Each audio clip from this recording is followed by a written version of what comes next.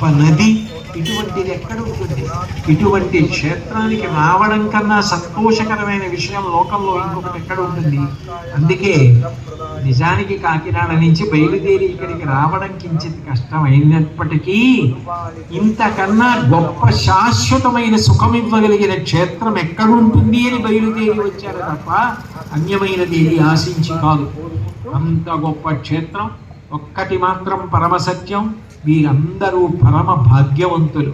ఎన్ని కోట్ల జన్మల పుణ్యం ఉంటే మీరు ఇంత గొప్ప క్షేత్రంలో నివాసం చేస్తున్నారు.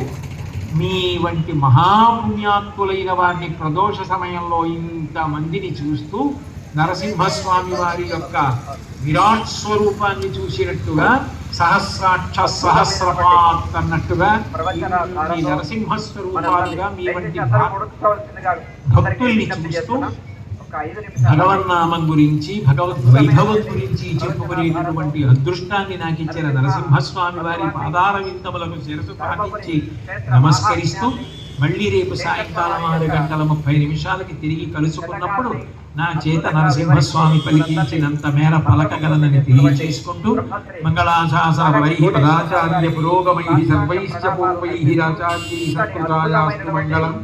మంగళం కోసలేంద్రాయ మహనీయ గుణాత్మనే చక్రవర్తి తనుజాయ సర్వభూమాయ మంగళం. ఉమాకాంతాయ కాంతాయ కామితార్థప్రదాయినే శ్రీగిరీశాయ దేవాయ మధురాధాయ మంగళం.